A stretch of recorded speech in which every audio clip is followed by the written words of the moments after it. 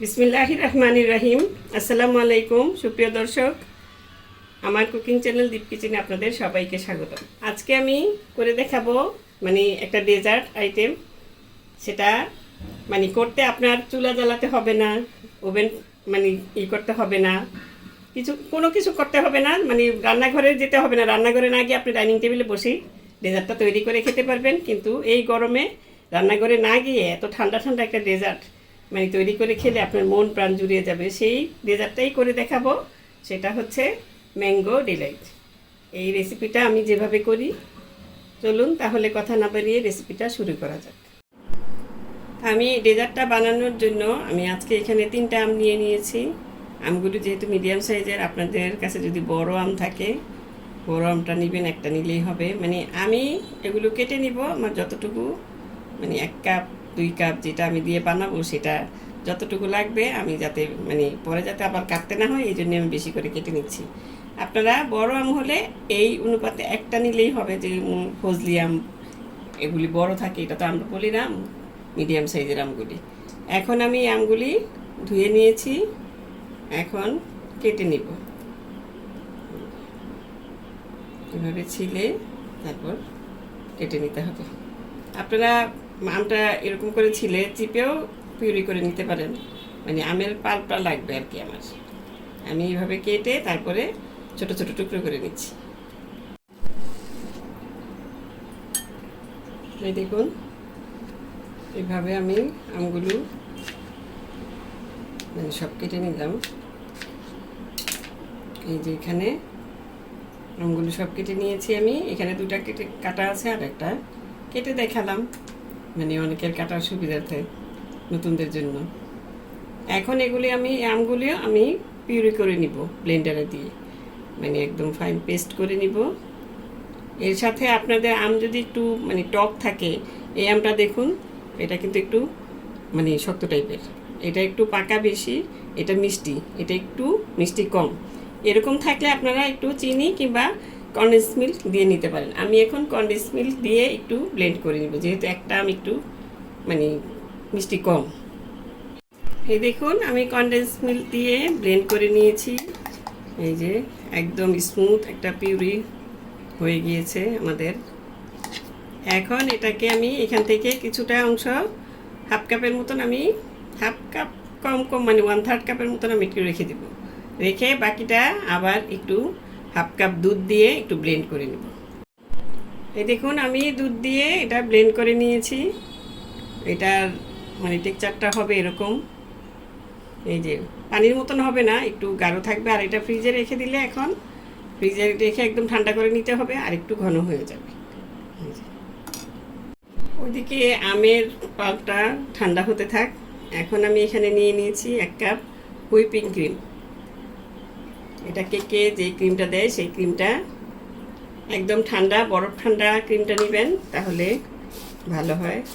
এখন এই যে এইভাবে হুইস্ক দিয়ে, এই হুইপ ক্রিমের মধ্যে আপনারা মিষ্টিটা দিতে পারেন যদি বেশি মিষ্টি খান। এটা কিন্তু এমনিতেই মিষ্টি ক্রিমটা, এটা ভিভো হুইপ ক্রিমটা, এটা মিষ্টি থাকে।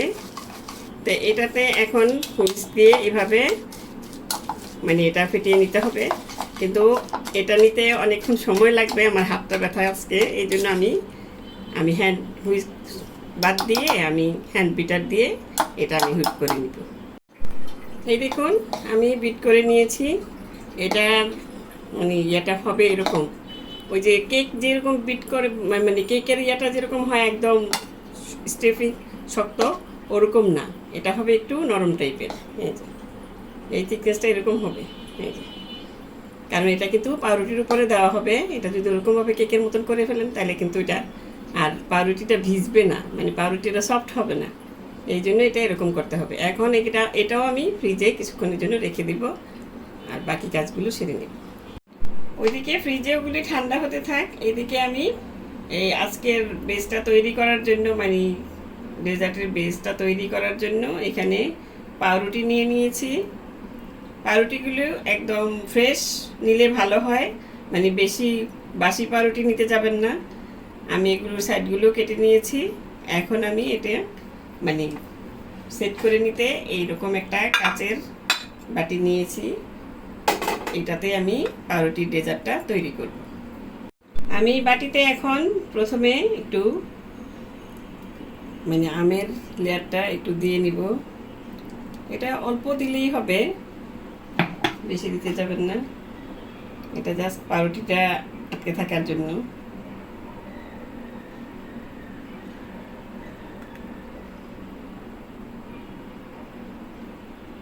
এটা না দিয়েও করা যায়, দিলে ভালো হয় আর কি, এই জন্য দিলাম।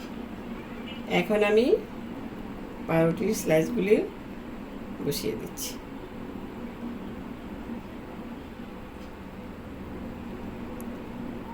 এইভাবে আমি কেটে নিয়েছি, তার সাইজটা ঠিক মতন করে আপনারাও এভাবে কেটে নিতে পারেন, মানে যার যার বাটি শেপ অনুযায়ী কেটে নেবেন প্রথমে, তাহলে এটা লেয়ারটা সাজাতে মানে ভালো হবে, ঠিক মতন হয়ে যাবে। এইভাবে দিয়ে নেবেন। এখন আমি এই সাইড দিয়েও একটু দিয়ে নিচ্ছি।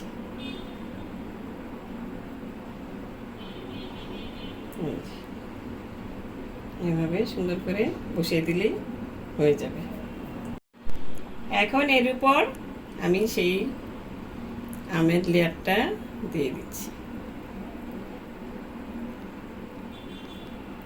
সুন্দর মতন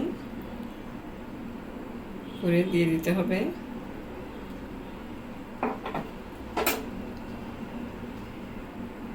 দিয়ে তারপরে এটা দিয়ে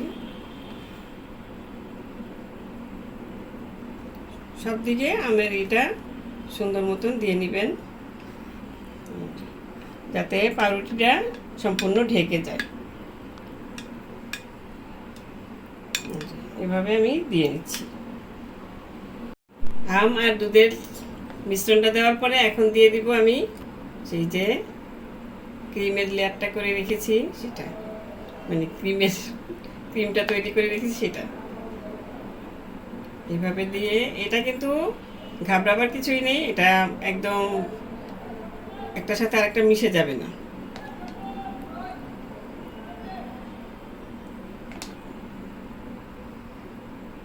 এইভাবে দিয়ে এটা দিয়েই আপনি আস্তে আস্তে করে দিয়ে দিবেন। জোরে জোরে ঘাটাঘাটি করবেন না, তাহলে মিশে যেতে পারে। এইভাবে এখন আমি আস্তে আস্তে করে এটা উপর দিয়ে দিচ্ছি। এখন এভাবে আপনি আবার পাউরুটির লেয়ার দিতে পারেন। আমি এখানে কিছু বাদাম দিয়ে দিব, এটা হচ্ছে কাঠবাদাম। এটা স্বাদটাকে আরও বাড়িয়ে দিবে, আপনারা দিতেও পারেন যদি ভালো লাগে, আর যদি না ভালো লাগে তাহলে নাও দিতে পারেন। এমনিতেই এটা খুবই মজার হয়।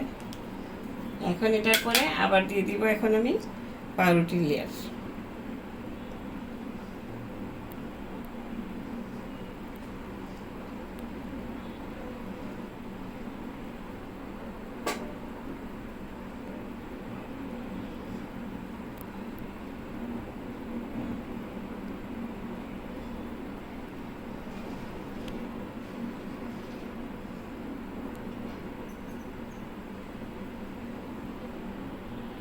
এভাবে আপনি 3টা লেয়ারও করতে পারেন, 2টা লেয়ারও করতে পারেন, বড় হলে 4টা লেয়ারও করতে পারেন, যার যার ইচ্ছে মতন। এখন আবার দিয়ে দিচ্ছি সেই আমের আর দুধের লেয়ারটা।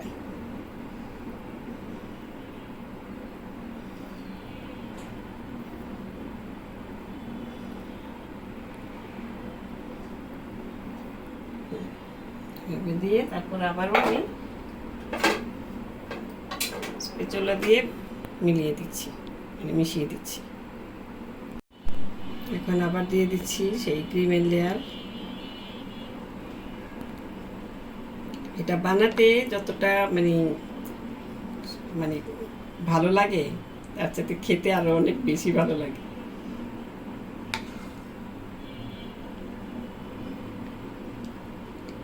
মানে সাজানোটা খুবই ভালো লাগে, মানে সাজাতে খুব আস্তে ধীরে খুব সুন্দরভাবে সাজানো হয়ে যায়।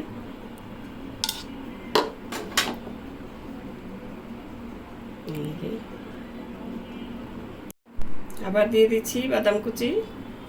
এখানে আপনারা শুকনো নারিকেলের গুঁড়াটা আছে সেটাও দিতে পারেন, এটার সাথে ভালো মানে এটার স্বাদটা আরও বেড়ে যায় ওটা। এখন আবার দিয়ে দিব সেই পাউরুটির লেয়ারটা।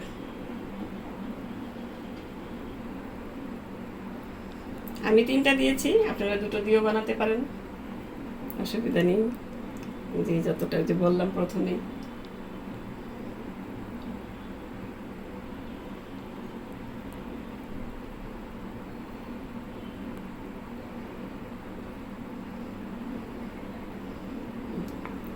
এখন শুধু উপর দিয়ে ক্রিমের লেয়ারটা দিব আমি।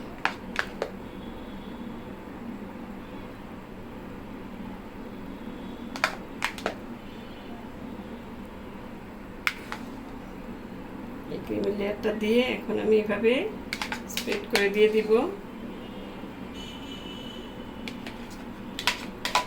আমার সম্পূর্ণ ক্রিমটাই লেগেছে।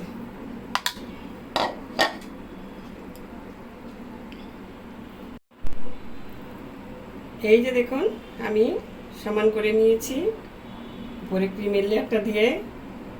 এখন আপনারা এভাবে রেখে দিতে পারেন।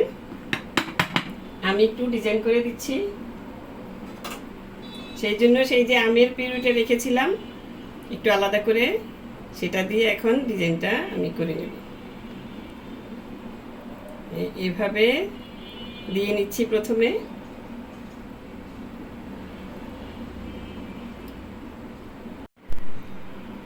ওই যে আমি আমের পাল্পটা রেখেছিলাম কতটুকু আলাদা করে, সেটা এখানে দিয়ে নিলাম এভাবে।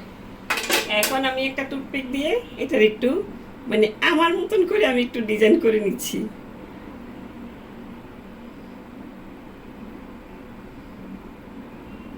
এই যে আপনারা এইভাবে মানে আমি যেভাবে করতেছি এভাবেই করতে হবে না, একভাবে করলেই হবে।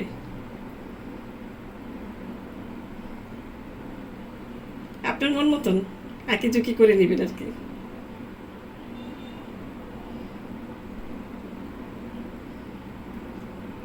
এই দেখুন আমি আনারি হাতে একটু করে নিয়েছি, আপনারা আপনাদের মন মতন করে নেবেন।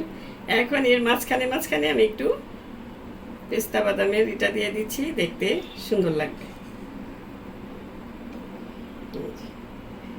এটা আপনার মনের মাধুরী মিশিয়ে আস্তে ধীরে আপনি যেভাবে ইচ্ছা সেভাবে করে নিতে পারেন। খাবারের চেঞ্জ মানে টেস্ট কিন্তু চেঞ্জ হবে না, খাবারটা ঠিকই থাকবে, খালি দেখার সৌন্দর্য বাড়বে। আমি পারি না, আপনারা এতে অনেক সুন্দর করে করতে পারবেন আশা করি। এই যে আমি সাজিয়ে নিলাম আমার মন মতন করে। এখন এটা ফ্রিজে সেট হতে রেখে দিতে হবে মিনিমাম 2 ঘন্টা, এরও বেশি রাখতে পারেন, মানে সেট হওয়া পর্যন্ত রেখে দিতে হবে। ফিরে আসছি আমি ডেজার্টটা সেট হওয়ার পরে। এই দেখুন ফিরে এলাম প্রায় 2-3 ঘন্টা পর, মানে ডেজার্টটা যতক্ষণ লাগে সেট হতে। আমার ডেজার্টটা সেট হয়ে গেছে। এখন দেখতে কত সুন্দর লাগছে, যতটা ইয়াম্মি লাগছে দেখতে, খেতেও এর চেয়ে অনেক সুস্বাদু হয়। আপনারা বাসায় বানিয়ে দেখবেন। এই আমের সিজন থাকতে থাকতে বানিয়ে একবার খেলে বারবার খেতে ইচ্ছে করবে আপনাদের। আর ওই যে আমি একটা কথা বলিনি তখন, দুধটা যে আমি মিক্স করেছি সেই দুধটা কিন্তু নর্মাল টেম্পারেচারের হতে হবে। ওই দুধ জাল দিয়ে সাথে সাথে দিয়ে দিবে, তাহলে কিন্তু আমের সাথে ফেটে যাবে। এখন আমি এটা একটু কেটে দেখাচ্ছি আপনাদের।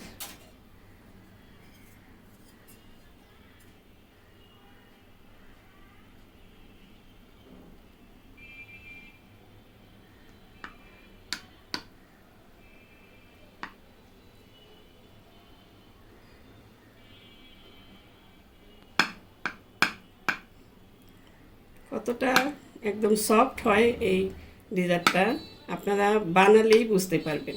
বাসায় বানিয়ে দেখবেন, আশা করি আপনাদেরও ভালো লাগবে।